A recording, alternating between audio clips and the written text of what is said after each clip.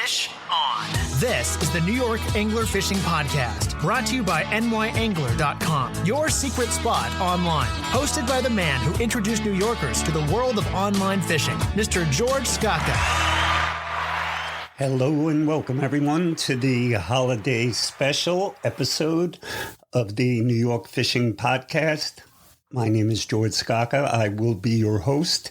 For those of you that don't know me, I've been around this game for a long time, and I'm going to say today I'm not going to complain or rant about anything. I just like to wish everyone a very happy holiday, Merry Christmas, Happy New Year. I should have another episode out right after New Year's. I'm headed south. It's snowbird time. So once I get all set up, I'll have another one. But I do want to thank all of our listeners. We had tremendous growth, considering, the lack of consistency on releasing these podcasts. It is a lot of work. But again, I want to wish everyone a happy holiday. There is a lot going on regarding fisheries management right now. A lot of things are being talked about, but I'm going to save that for next episode. I just hope everyone out there gets what they're hoping for Christmas. I just want a couple things: a spotlight, a live target. But you always want a bigger boat, right? But I'll take the spotlock. I'll be happy with that. So I hope everyone gets what they want. I hope you all have a wonderful time with your families. I know it's COVID pressure right now as this new variant starts taking over. I'm scared this is the world we're going to be living in for a while. So let's all have a great, happy and healthy holiday. I have a very special interview coming up from Capt Mike Bady. You guys on New York Angler and gals on NewYorkAngler.com are very familiar with Captain Mike. And he discusses what you need to do with your tackle to make sure everything is in prime shape and ready to go when the bell rings. So, if you're like me, I admit it, I'm a last-minute guy. I'm that guy the night before getting everything ready and going crazy until 2 in the morning and then getting up at 4 in the morning going fishing. So don't be that way. Listen to this piece. It's very knowledgeable. Mike knows his tackle, and he really gets into, I know I learned a lot, so I hope you do too. So without further ado, I'm going to bring on Captain Mike Bady. I started fishing with Mike. I guess it was last year we fished together, and him and Pete Leprechaun, they are on top of their tackle more than I am, and I should be. I should take better care of myself. And I'm fishing next to Mike, and he's like, "What is up with the bearing in that reel you're using?" I didn't even hear it. And ever since he said that to me, Mike, I'm very conscious of everything about my tackle. So I wanted to talk a little bit here today about what people should do to prepare for next season. And, because I know myself, before I really started getting into it, I would just, hit the reel with some water, hit the rod some water, and hang it up in the garage and think everything's going to be fine in the spring, which in many cases it's not. So I was wondering what you do, because, you're fishing out there in some tough terrain.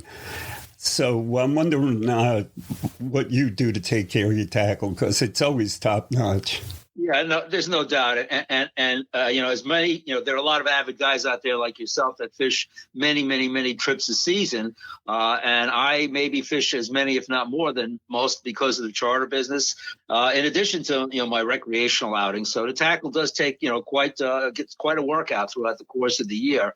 I guess the very first thing I was going to mention is, as you had just commented on, George, is, learning to listen to your tackle. It will tell you what's going on. And when something is wrong, it's just like your boat or your car. If you know those pieces of equipment well, you can start to hear things that are starting to go. And it's always a lot better to address a problem when it's a minor problem before it gets to be a major problem, because we all know Murphy's Law.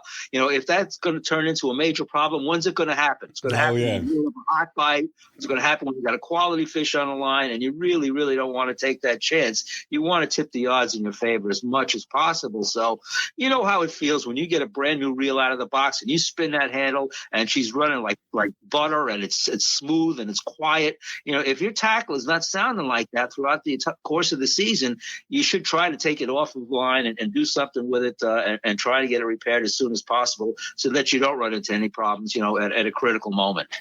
Yeah, that's funny you mention that, because that actually happened this year. I bought two Shimano 2500s, right. And one of them, I love them both, but I noticed that one of them is actually starting to make some kind of a bearing noise. Now, I have to listen closely, but having the two identical reels, I'm picking right up on it. So I'm going to send it back. And, Shimano has that 2-year thing. And yeah, absolutely. That's the right approach to take. So just to kick it off, you asked me about off-season maintenance, but you know what? I think that one of the things that everybody needs to recognize is that really tackle maintenance is a full year. It's a year-round job, and it shouldn't just start, when you start putting the boat away and you say, okay, I'm done for the winter. I'm not going to fish again until next spring. If you do your maintenance correctly in the off-season and do it really, really well, then the amount of care that you have to give to your tackle during the actual fishing season is relatively small. And, most guys do know, okay, I'm going to take a hose, I'm going to hose off my tackle before, I put it away in the garage for the next trip and all. But even that requires just a little bit of forethought. When you got that high pressure hose going on your rod and reel, you want to adjust the pressure a little bit. You want to use the high pressure for the rod blank and for the reel grips and all, for the rod grips and all. But for the reel itself, you want to use very, very light pressure with the water, because the last thing you want to do is force that salt that's accumulated on the outside of the reel inside the reel.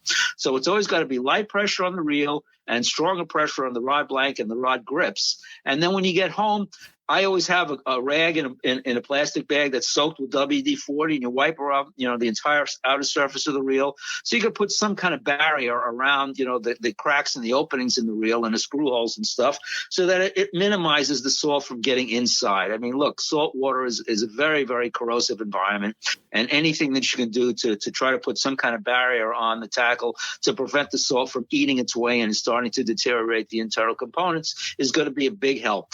So that's simple stuff. Wash it off properly and oil your reel with a little WD-40 at the end of each trip. I find that when I do that, if I've done good off-season winter maintenance, I rarely, if ever, have tackle failures in the middle of the season. There's some reels are a little bit more temperamental than others, and there are one or two that, occasionally I might have to break down again in the middle towards the three-quarter point maybe of the season. But by and large, if you do it like that, you're not going to have breakdowns during the course of the year. So simple stuff. It doesn't take much time at all. Okay. Now, do you recommend taking the reel off the rod, and what do you do there? What do you do with do you do anything with the rods with oil or anything? Okay, so that's off-season stuff. Okay. So okay. If you want, I'll jump into the off-season stuff in just a moment. One of the other things I would like to point out, two things. First of all, I'm not a qualified reel service technician. I never worked in a shop. I never did any of that stuff, but I've been fishing for over 60 years. And certainly I have learned from a lot of people. You mentioned, Pete Leprechaun. He certainly is an expert, in terms of reel maintenance and repair and modifications and the like. And everybody has access to his, intelligence there on the board, and his where he moderates for inshore tackling techniques. But I picked up things from a lot of different guys too. And the internet is just, flooded with information information. I mean, there's got to be a YouTube video on how to repair and replace almost anything in the world these days. So if you're handy and you've got tools and you feel comfortable, a lot of the stuff you can do yourself. And if you're not comfortable with it, then take it to a reputable tackle shop. Try to give the local small guys your business if you can, if they know what they're doing. And if not, you send it back to the manufacturer. So that's one big watchword I'd like to give to everybody.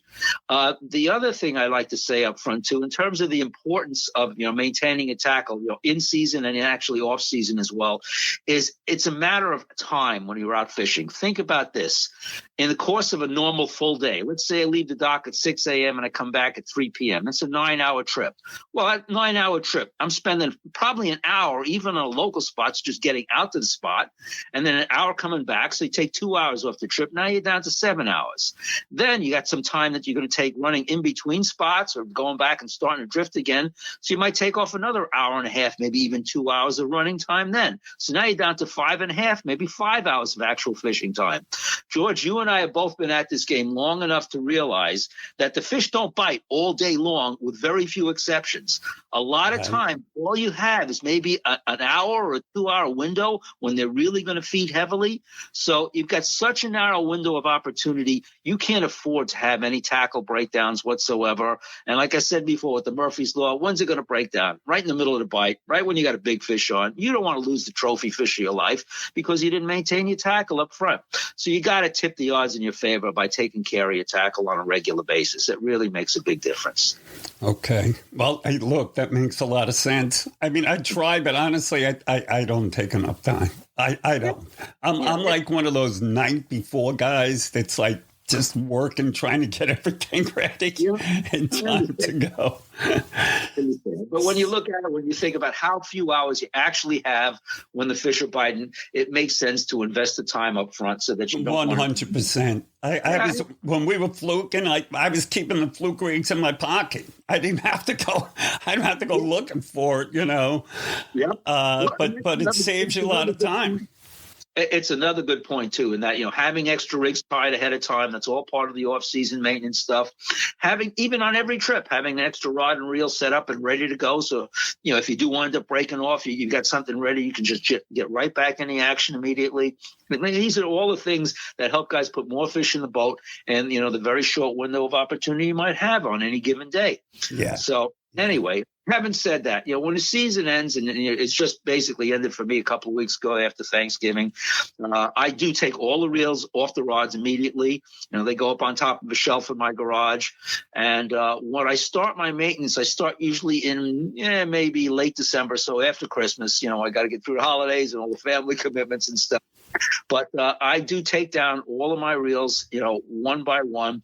I won't say I take them down to the very last screw and part, but certainly I open up the side plates. I take a look at what's going on inside. I want to try to clean out any kind of debris or salt encrustment and stuff. Again, it really depends on how comfortable you are with doing some of this stuff. I'm pretty comfortable with most of my rods, most of my reels, with the exception maybe the small, low profile stuff. The parts and the springs inside of those things are so tiny that just befuddles me all the time. But the basic level stuff, I do my Avets, I do my Daiwa reels, or the spinning reels, like the conventional ones, the ones that are a little bit larger. Right. They're really not a problem. Those things you can take care of fairly simply. As far as cleanup goes, most of the time I just wipe them out with a clean rag, a clean towel, and then and apply some fresh grease or fresh oil. But for stuff that you can see that's obviously corroded or pitted, you might have to go, a step further. So there's a couple of different ways you can go. I mean, again, you look on the internet, you'll see a million ways people use to clean up, metal parts in their reels and stuff. But one of the basic and most easiest things to do is white vinegar. If you soak your metal parts in white vinegar for a couple of hours and then take them out and rinse them off again, most of that surface rust and corrosion and pitting is going to come off pretty easily. And then when you take them out of the vinegar as well, if you need to, you can use a Scotch-Brite pad, or if it's a little bit more difficult to get it off, you can use that 4.0, the quadruple O steel wool. That's a fairly light grade steel wool, but that stuff will take a lot of the corrosion off too. But you need something like the vinegar to kind of break it up. That's if a good tip there. Yeah, and you're going to see as we go through this discussion that vinegar can be used in a lot of different places here when it comes to removing corrosion and rust. We can use them on the rods too, and we'll get to that next. But as far as the internal components, or the metal, those metal rods, I should say, that are on the front of the frame of like an old pen reel, like a Senator, or the squitters and stuff that are also popular when you have the newer generation stuff with all the plastic components. That stuff gets pitted, and it gets a green corrosion on it and all too. And that stuff will come off pretty effectively with just some vinegar and a little bit of a soaking. And after that, if you want to really, polish it up a little bit more, if you're interested in the cosmetic side of things, you can use, a traditional chrome polish like you'd use on your car, like a turtle wax chrome polish, and you can polish up those pieces and they'll come out pretty darn close to new. Wow. It's amazing how much of a change you can make. I mean, if you're really, really super purist and you want it to look brand spanking new, you can always order replacement parts. Right. You can get replacements from Penn. You can get replacements from any of the major manufacturers. You can find them on eBay. You can even find used parts too that may be better than the ones that you had on your reel to begin with. Right. So some of that stuff will work really well. If there's a lot of grease on some of the parts that you need to get off because the grease is really old, a lot of guys use mineral spirits. They'll soak the gears in mineral spirits first to get all of that grease off, and then you rinse it off with some clean, fresh water, dry it off, and then you can put it back together in the reel once again. So that's another solvent that we use that works pretty good. For the most horrible, nasty, worst possible corrosion stuff, a lot of guys use toilet bowl cleaner. Toilet bowl cleaner is pretty serious stuff. You got to be careful with that, though. Yeah. It's got hydrochloric acid in it. That's its active ingredient. So you want to be wearing gloves. You want to probably put some eye protection on in case that stuff splatters. But you can soak stuff in the toilet bowl cleaner too, and you'll be amazed at how clean the stuff comes out. But again, use the appropriate safety precautions. Wear some gloves and rinse your parts off very thoroughly after you've done something like that. Yeah, and let me tell you something. That's one thing my wife would never think that I took. She's never going to say, hon, where's the toilet bowl cleaner? I can tell you that. Yep. There's no doubt. But that stuff really is incredibly effective. But most of the time, it's rare that I can't get enough of the corrosion off with just a soak in vinegar. And if you need to leave the parts soak overnight, let them do it overnight. That's fine, too. But you need a few hours for the vinegar to start working. That's a much more dilute acid. That's acetic acid. So it's not quite as corrosive and aggressive, I should say, as the hydrochloric and the toilet bowl stuff. So that stuff will do it. I do this slowly. I have, I'm not trying to brag or anything, but, with a 6-pack charter, I have about 7 to 8 rods for each of I have light, medium, and heavyweight rods, depending on the species we're going for. So that's 24 to 30 outfits almost completely there. And then I got my own tackle, my personal tackle, which is probably another 10. So I got upwards of 40, 45 rods and reels I got to take care of each year. So you know what? You break it up. I do a little bit at a time. I do 3 or 4 reels maximum a day when I'm in the refurbishment mode. I'll sit in front of TV and watch football playoffs and stuff, and I'll be doing my reels at the same time. But you tackle the job, in small portions, so you don't overwhelm yourself with, oh my God, I got 20 reels I got to clean up today. You do a little bit at a time, and that way you don't run into trouble too with all parts being misplaced and all. And also too, you can use your phone. I guess most of us do this nowadays. Whenever you disassemble something and you're not sure you're going to get it back together correctly, take a few pictures. Always. I do that with everything. I'm so forgetful now. I'm like, let me take a picture of this before I start taking it apart, Absolutely. It's really amazing how many nice pieces of technology we have at our disposal between the phones and the YouTube stuff.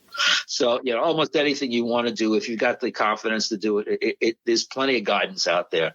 So that works pretty. Yeah, you know what? I did my first it's up on the Angler site, but I did my first, minor, I'm going to say upgrade, and I upgraded the handle and the knob, and it was the first time I ever really did anything like that. And, like you say, there were videos everywhere.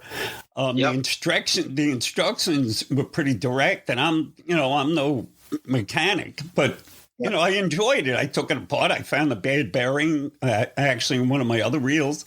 So I think this is something that's really overlooked, and what you're giving us here is big. Absolutely. I find my Avid reels are pretty easy to maintain, easier than some of the other models out there. And there's plus and minuses to every brand and style of reel out there.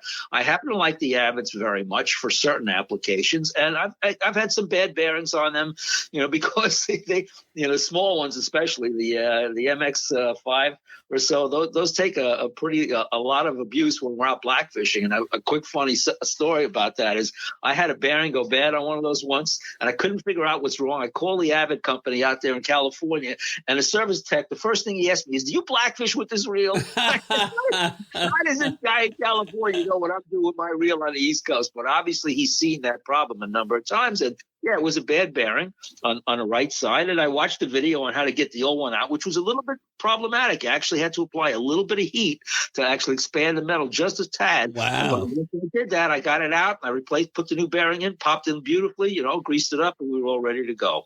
Yeah, they have a great, I think, they have a great service there. Yes. Those guys are really, really good. Oh, yeah. I met them at ICAST one year, and they're a super bunch of people. And they're not horribly expensive too. If you want them to do the complete overhaul for your reel, I think they're at about $40, $35. Right. And you don't have to touch it. You put it in a box. You send it to them. They make it comes perfect. Back like brand new.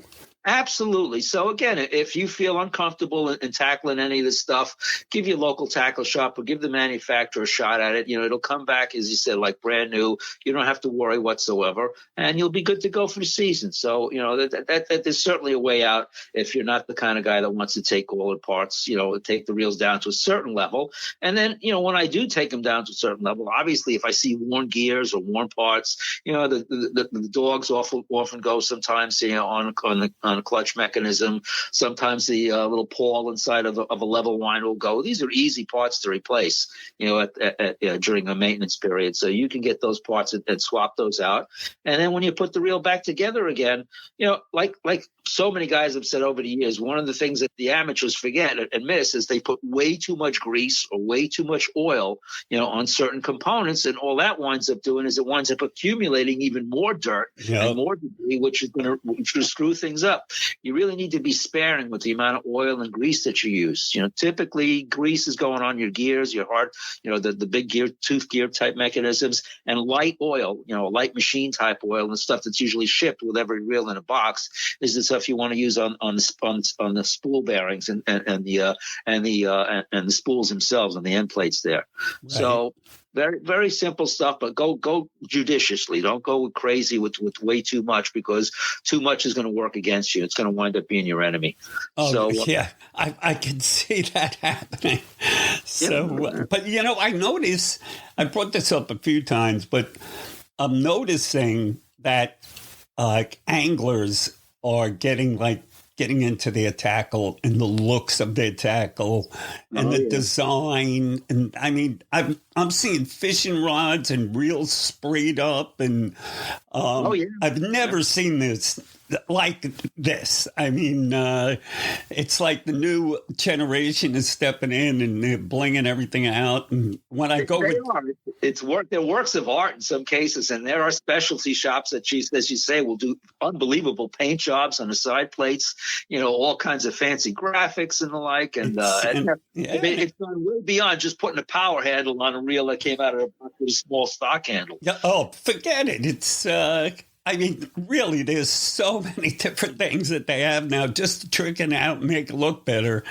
But, mainly I'm hoping that people pick up the importance of taking care of your tackle before you close up the closet for the winter. So. Yeah, no, absolutely. Oh, and while we're on reels, I'm just about done with what I do with reels. But one thing everybody always wonders about is line. And what do you do your line and stuff. My rule of thumb generally, I don't use all braid. I use braid for certain applications. I use mono for certain applications still too. And when it comes to replacement on those two types of lines, when it comes to monofilament, I usually try to replace it about on a 3-year interval. But about halfway through that lifespan, I'll take it completely off the reel and reverse it. So I'll be working with fresh stuff, on the front side. Aside from the fact that hopefully most guys do cut off the first 5 or 10 feet on every trip, just so they don't and it's going to fail on them right away.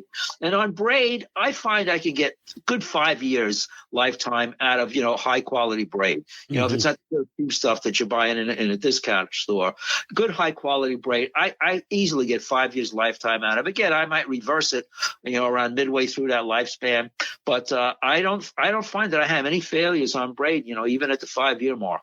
So that's kind of what I'll do there. And of course, if your line's already down to about less than 2/3 of a full spool, you also want to replace the line because then when you get lower and lower on the spool, that affects your drag settings. And the less line you got on the reel, the more drag you're applying, which could actually work against you as well. So it makes sense to top off your spools if they're less than 2/3 full, and try to keep. I talk about 3-year interval or 5-year interval, whether it's mono or braid. I keep records on my tackle maintenance the same way as you keep records on, the maintenance on your boat, your engine and stuff. I got an Excel spreadsheet that tells me every part that's been replaced on every reel and when I last changed the line and what line went on there. So, if you want to keep your stuff in top, operating condition, you have to do a little bit of record keeping too. Because none of us can. That's the first I've heard of that. Oh yeah, I can see. You know what? That'd be so handy and so great to have, because the truth is, I'm headed back down south in a couple of weeks, right? And I'm a little confused on what I have to correct, what I have to fix, and what I don't. It would have been good to have a nice list of everything. Yeah. If you've had any, if you have any, basic knowledge of working with computers, I got an Excel spreadsheet for my engine maintenance on the boat, and I have an Excel spreadsheet for my tackle maintenance. Well, you know what? That doesn't surprise me in the least. It doesn't. Knowing you the way I do, none of this is surprising. It's news to me, but it's not surprising to me. It's pretty simple, but it really makes the job of making sure that everything's kept up to snuff and just the right intervals is going to help. It's going to help you immensely. Yeah. So you have questions, more questions on reels, George? Or you want to move on to rods? No, let's move on. I think we pretty much covered reels. If listeners have any other questions, you could always ask me, and I could reach out to Mike, and or you could ask him right on the website. So, absolutely. Okay. Absolutely. Yes. Yeah, so what do you do with your rods? So the rods, what I do with my rods is I wait for the first nice mild day in either February or March, and I take them all out on the front porch, and I get my hose, and I got a bucket full of really warm, soapy water, and I got a hard bristle brush, and I got a sponge. Right. So I'm going to wash down the blanks with the sponge and the soapy water. And then I'm going to hit the rod handles themselves, the grips, with the hard bristle brush to take out all that, crusted on bait and all the slime and everything that's been on there all year long. So we want to get those things nice and clean. And then I let them sit out there on the porch for a couple hours and air dry. Then I need to inspect the guides. The inserts that we put, the Fuji inserts and all the other fancy inserts on the guides and stuff, they can get damaged. They can crack. If you've ever had mysterious line breaks on, when you're out fishing and you wonder what's going on, one of the first things you want to look at is your guides, because the guides might have a small crack in them that's acting like a knife, and it's going to literally cut. I actually had that happen to me. Yeah. So what you can do there is you can take a Q-tip and you run your Q-tip through each one of the guides and roll it around and make sure it's smooth, and that cotton is coming right out and it's not pulling. Because if it starts pulling, that means you got a crack on one of those guides and you're going to need to replace that guide. Do you hear that, folks? That's something you're only going to find here at NewYorkAngler.com. Okay, that's a huge tip. Let me tell you. I know I lost a good fish over that once. And I had a charter last fall just like that. This guy, we were bass fishing in Plum Gut, and this guy kept breaking off lure after lure. I'm looking, I don't see what's the matter. My line's in good shape. The reel's in good shape. I racked the rod. I gave him another rod, and then I took it home, and I looked more closely. And sure enough, one of the Fuji guide inserts had cracked. And it was cutting the line. That's quite a tip. You use that to be able to determine, how smooth your guides are, so you don't have any breaks. So obviously, if you have a broken insert, you got to have that replaced. Once again, depending upon your level of comfort, I don't replace guides. I take them to the local tackle shop. Most of the guys are pretty reasonable. They don't charge you a hell of a lot to rewind the guide, put a new guide on.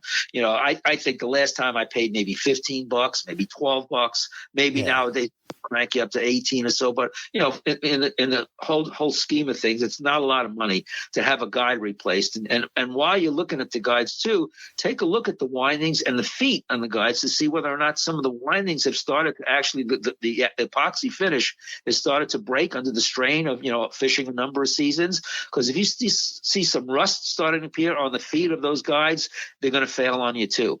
So it's funny you say that, because I do have a rod. It's not even that old, but it is experiencing that. It was the one I used for grouper down in Florida, and I think I only used it 2 or 3 times, but I could see they're kind of pulling up. Yep. It happens. So you want to have, put a critical eye to this kind of stuff in the off season and get it worked on. Because again, some of the rods we own are very expensive rods. And even the off the shelf stuff is not so cheap anymore if you want really good quality. But to have a guide replaced or 2 guides replaced is pretty inexpensive, and most of the local shops do a wonderful job on that. They'll even match the threads as closely as possible, so you're not going to see a huge difference between what's existing originally and the guide itself. Another issue with guides, now this depends again upon the quality of the guides that we use, to build the rods. I have my own personal tackle, which is all custom stuff, and it's pretty high-end stuff. So I usually don't see any failure or corrosion on the guides and the metal that are used there. But I have some less expensive stuff, like the off-the-shelf Shakespeare ugly sticks that I use for the charter customers and all. And they're very durable rods. They have tremendous lifetime, but they don't use the same quality metal on the guides. And some of those rods that I might leave on the boat, over the course of the entire season, by the time I get down to around September, October, you're starting to see some of that green corrosion on those guides, just like you see on some of the middle parts of the reel. So once again, your vinegar is going to work wonders on that. What I will do with those is I will soak some, the pads that ladies use for removing eye makeup and stuff. You soak in the vinegar, and you wrap those around the guides, and then you let each one of the guides that are affected, and you let it sit for a couple of hours, and then you take it off, and you can usually scrub it off again with a little Scotch-Brite pad. And you may have to do 2 treatments, but most of the time that will take most of that corrosion off as well. So then you got nice clean guides, and you get guides that don't have broken Fuji inserts in this. You won't be cutting your line. The last step on the rods is going to be some kind of wax. I used to use automotive paste wax. It was a 2-step process, and it's nice, and it lasts a long time. Lately, I've been using, the furniture polish like Pledge and stuff. You spray it on a rag, you wipe down the blank, several times, you wipe it off with a clean, chamois cloth, and it comes out sparkling. It really looks beautiful. And that also protects the rods from nicks and scratches and stuff throughout the course of the year, and it makes it look a lot nicer too. Cosmetically, it makes the rod look almost new. So, it's an easy step that you can do a couple of times. If you're using Pledge and furniture polish, it's simple. It's really simple. It doesn't take a whole lot of time. And it's worth probably doing it during the course of the year too. Wipe here and there. I mean, if you're washing down your rods after every trip, and you see they're starting to lose a little bit of the shine, it's real easy to shine them up real quick with just another quick coat of polish on there. So that does a nice job. And when you're done, your rods are looking beautiful. You're holding them out there in the sun on that mild March day, and you're smiling from ear to ear because your tackle's ready to go. It's looking really, really good. Yeah, that is a great feeling when you go out and you're definitely not under tackled. There was a few times I went fishing with you guys, and even though I had a lot of tackle, I didn't have enough. I was a little light, and plus I still can't get that slow pitch thing. I can't get it down. Yeah, it's I try. I just can't. I've tried a few times, but it takes some practice to be sure. You know what? You need somebody that's really good at it to teach you. I can't get that for anything. I mean, I'll feel that bite and miss everyone, and 2 seconds later go down there with a spinning rod and catch those fish. I don't get it. But so what other tips you have for our listeners and your fans, by the way? You get a lot of listeners. Well, thanks. I'm glad to hear that. I hope I could provide some timely and important information for our fellow anglers. You know what? Look, Mike, there's not that many guys out there that are willing to talk about everything. A lot of people feel you got to learn it, you got to earn it, this and that. And yes, to a certain extent, but things like this are really important. Yes. And anglers should know it, especially like you say. I mean, you can't get a good setup for under $300, $400, $500 nowadays between a rod and reel. So, you want to take care of that thing. And, you mentioned about reels that you wouldn't open. Like I bought one of these Baitcaster.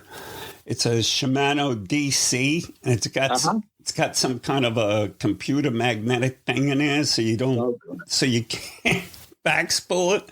Well, let me tell you something. You wouldn't even think about opening this thing.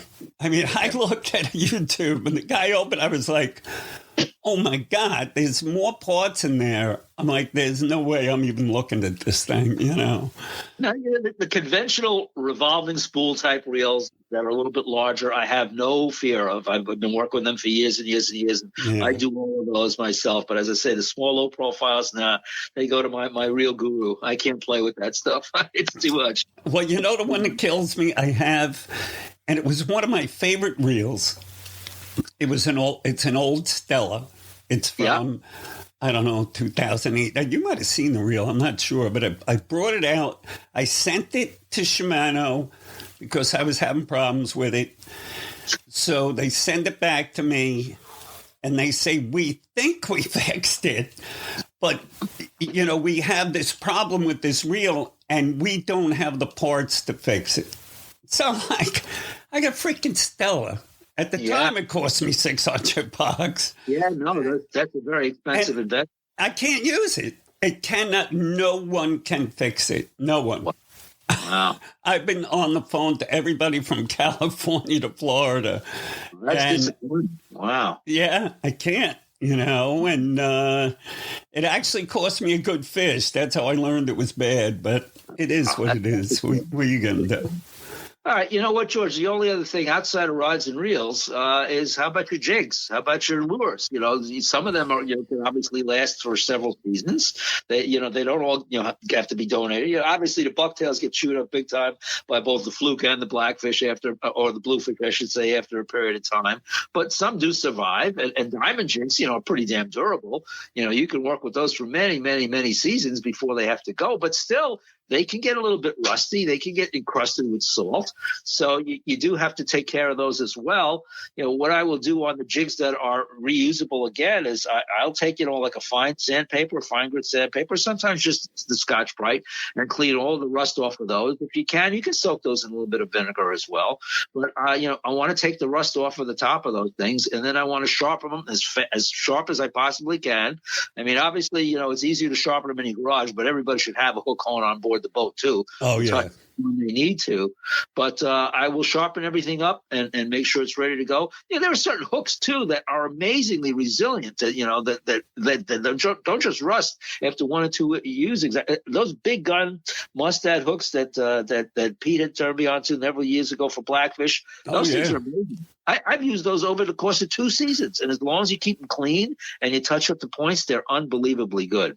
No, they are, definitely. On the jigs and bucktail jigs, diamond jigs and stuff, after I cleaned off all of the rust, you can put a little bit of oil on those as well. But the other thing I do with those is a little bit of magic marker. little black magic marker on the tips.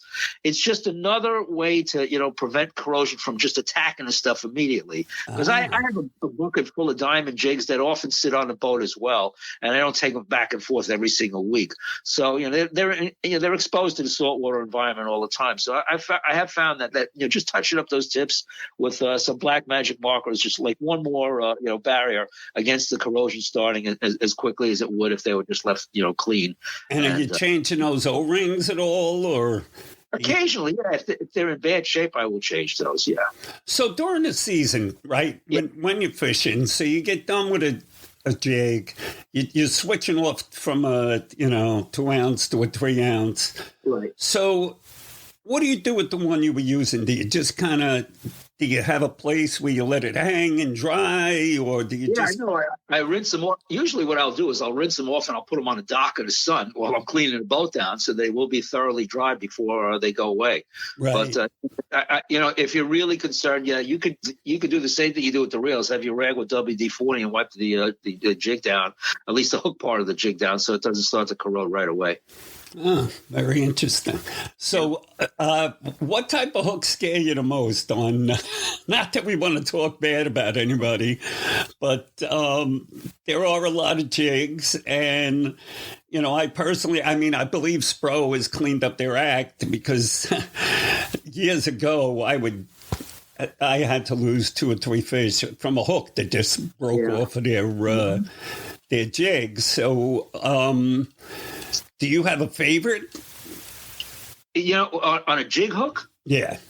Oh, okay. Well, I can't say that I'm that specific when it comes. I usually go with what's supplied on the jig itself. Right. Right. I'm not changing out those hooks unless they're really, really bad.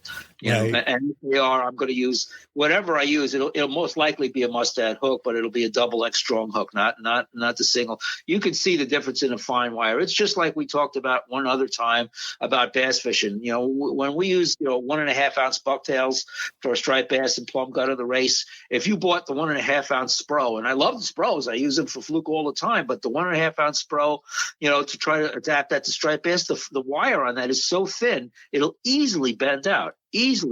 So that's why, I have bucktails custom made by a guy that I choose the hook that I want there. It's always going to be a double X strong hook to make sure that I don't have any issues with bend out. So I think it should be the same on the jigs. If you have to replace hooks on a diamond jig, and you got to, take out the split ring and all, you definitely want double X strong hooks, regardless. The J style hooks tend to work fine on those, but you want double X strong just to make sure that they don't bend. Because let's face it, you're fishing for pretty sizable fish when you're using those types of jigs. Oh, yeah.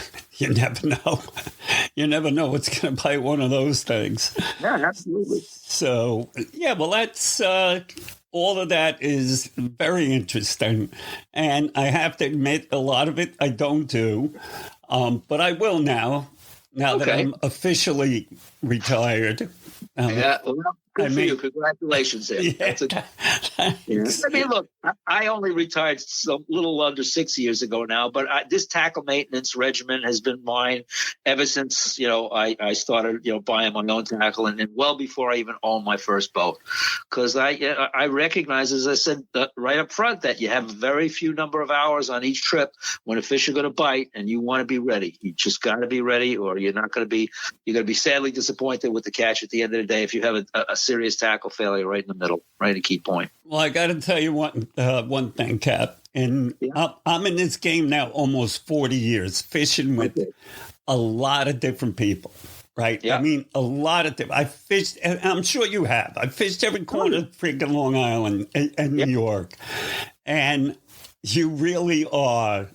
And you're just a lot of fun to fish with, and you're a ton of knowledge. And just fishing next to you, is to me, it was a big step and helped me a lot. I'm 66 years old. I'm still learning. So you're very kind. One thing I would say regarding that too is, as much as I have learned a lot over the 60 plus years I've been fishing and all, none of us know it all. And I can always see somebody else out there that's got a new twist or a different technique that shows me something that I didn't realize. And the other thing, too, is that, as much as we like to think, I remember everything I ever saw, sometimes you forget. Sometimes you get into bad habits and you fish, wow, this has always produced well for me. And then you get into this slump and you don't know why. You watch somebody else and you see they're doing something a little bit different, or a technique that you used to use that you forgot about, and you re-employ that again, and all of a sudden you start catching. So, yeah, we can all learn from one another. That is so true. How many years of experience we have, because it can either be, just a new twist on an old idea, or refreshing your mind of something that you forgot about. Right. Well, hey, one thing I want to bring up is we were getting ready to go on a trip, you, Pete, and myself, and I use fluoro. You guys hate that I use fluoro, I know.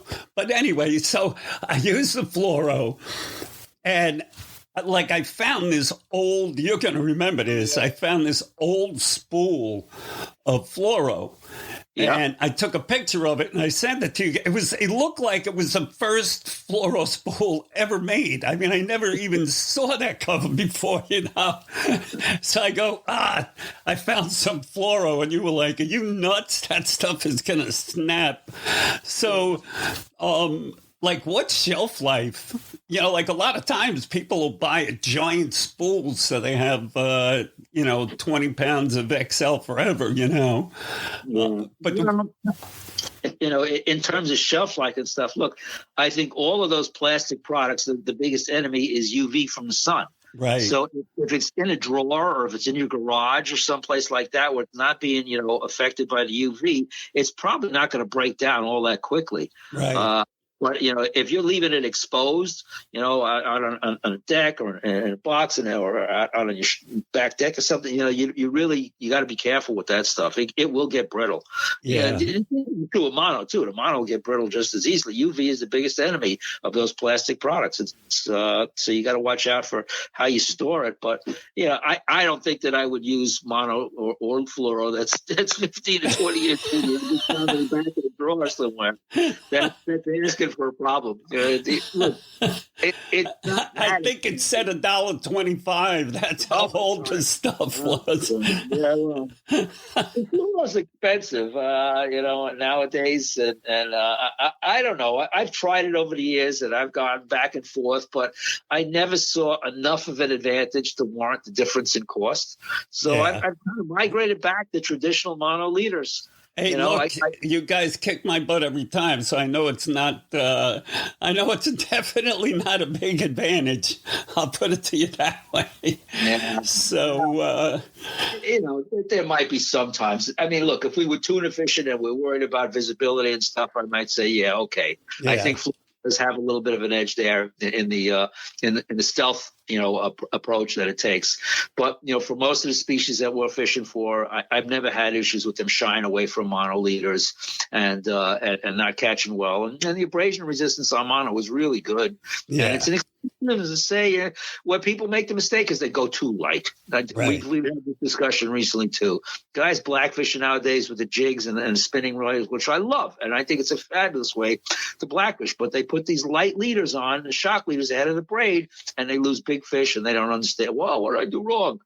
What you did wrong is you used the wrong pound test on your leader. I remember when I was a kid going to stores, they might even still sell them, and they used to sell blackfish hooks were tied to a black metal. Yeah, the tarred leader, that black tarred leader. It's true. So, they bit then. Why do you need fluoro now, Again, if that, floats your boat, so to speak, go ahead, spend money for it if it makes you happy. You know what? Like a lot of things in life, if you have confidence in the tackle or the lure that you're working, you're probably going to catch better than if you don't believe you're going to catch anything with it. So, yeah, if that makes you feel that's so true. That's so true. God bless you. Go ahead and use it. But I have to look at the economics of things too. And I think that, I've had just as good success and great, durability out of the monoliter. So that's what I've been using for a long time now. Just, stepping it up to the right level. I mean, I can't tell you, at least 3, if not 4, had to be double-digit blackfish broke off this year for customers of mine that were using 20-pound leader. And you can't use 20-pound leader when you're blackfishing. It's not going to happen. They're taking you into something. Absolutely. Yeah, asking for trouble. They're taking you into something no matter what you do. So, but anyway, Mike, look, Capt, this is a great talk. And I don't know if there's anything you want to finish it off with, but no, just you got to be diligent. That's all. You have to discipline yourself to realize that this is part of the whole fishing experience.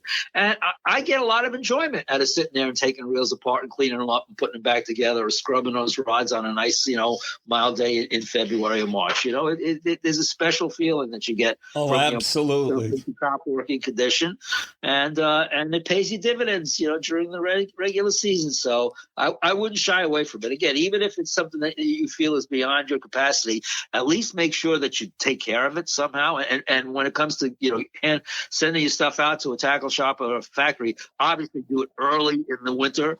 Don't do it beyond, March, because beyond March, those guys are all backed up and you're not having your stuff back in time. So the sooner you think about it and get the process started, the better prepared you're going to be when that first of May hits and everybody in the world wants to be on the water catching those porgies and catching what we hope will be another great weakfish season this year. I'm really looking forward to the weakfish. Yeah.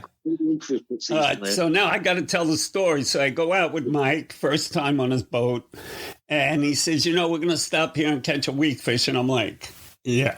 I'm saying to myself, right. I haven't seen a friggin' weakfish in like 10 years. So we go out. We stop. First drop, he catches a weakfish. And he wanted to give me the rod so I could reel it in. That's how bad he felt for me. But I didn't take it. So then we caught another one after that. That'd be something if they showed back up. Hey, listen, I'm going to go off topic just real quick because I don't know if you know anything about this. Okay. The scallops. So anything this year out there? No, it was a very, very tough season on scallops. I don't understand. It's the saddest thing ever. I don't follow the fishery that much because it's not a commercial enterprise for me, and I don't do that. I really don't know anybody in the area that does it. Like everybody else, I watch the prices in the stores, and I listen to some of the guys, in some of the bait shops that I frequent, and they tell me the same thing. It was a tough year on scallops this year in the Peconics. Yeah, they're saying it's a virus that they caught, and they can't seem to get rid of it. But anyway, I love Peconic bays. I always have them for Christmas Eve. I usually freeze them, and I have them for Christmas Eve, but not this year, but not last year either. No, unfortunately, that's the case. But, on the other side of the coin, I still think overall the Peconic Bay system is pretty healthy. Obviously. Oh, absolutely. Very, very, very, large numbers of all of our favorite species. I know guys that were really slamming the striped bass in the back parts of the Peconic Bay system, both in the spring and in the fall, too. In the fall as well, off some of the beaches there, inside the Peconics I'm talking about. Yeah. And again, we had a great, our porgy fishery is still superior. We attract boats from everywhere, from Connecticut, from Montauk. Oh, yeah. The Desi still brings one of his boats out to Mattatuck for spring porgy fishing every year. And the weakfish was off the charts last year. It was just unbelievable. And through the entire summer, George, I was catching weakfish 85, 90-degree days in the middle of the day at 12 noon. Sun beating down on you. I mean, even in the 70s when the weed fishing was spectacular, you couldn't catch them in the middle of the day like that. No. That is, I heard it from so many people, that they were there and they were just there every time they went. And, I was talking to a commercial guy who had mentioned to me that they're actually fishing them off of Georges in the winter. They're finding them all the way in 900-foot water. That's shocking. I didn't realize that they would migrate out that far. Right?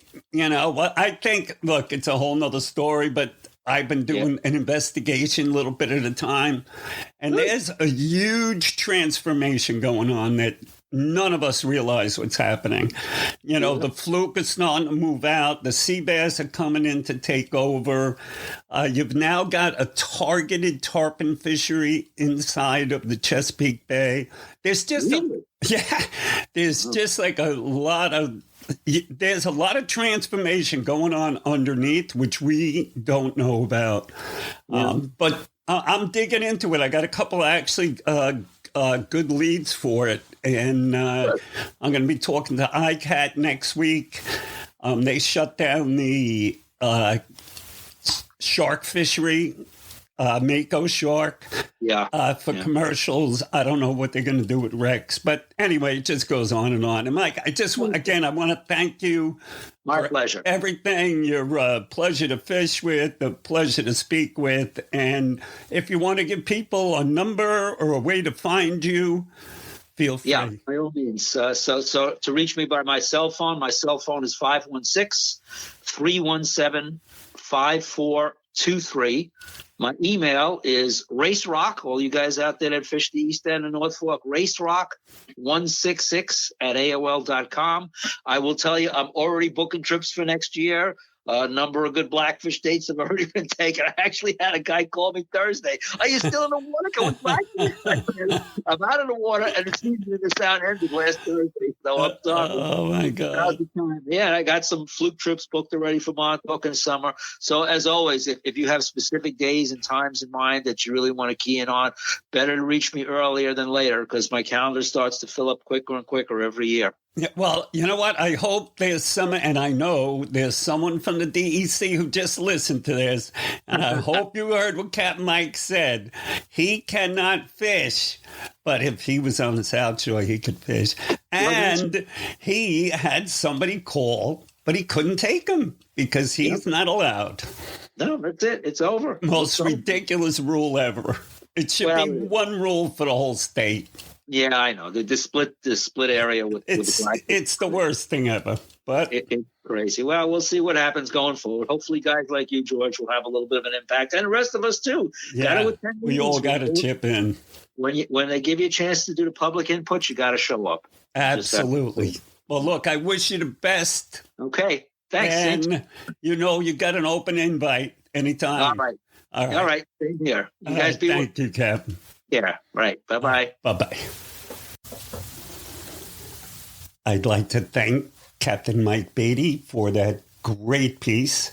It was packed with information. There's tons and tons of stuff in there.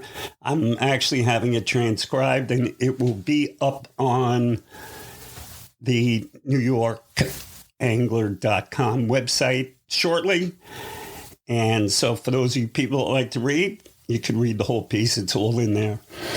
Once again, I want to thank everyone. This has been a great year as far as gaining traction and listenership. And I apologize for being, not so on time with things. But hopefully next year that'll be better. I'll be better equipped to do that. And please make sure to subscribe to this podcast, wherever you get your podcasts. It's everywhere, Pandora, Spotify, Apple, Google, everything. So wherever you want, you can listen to this podcast. Make sure you subscribe. That way you get a little notice every time we have a new one. And once again, I wish everyone a very, very Merry Christmas and a Happy New Year. Thank you for listening to the New York Angler Podcast. You can find more on fishing New York waters at nyangler.com, your secret spot online.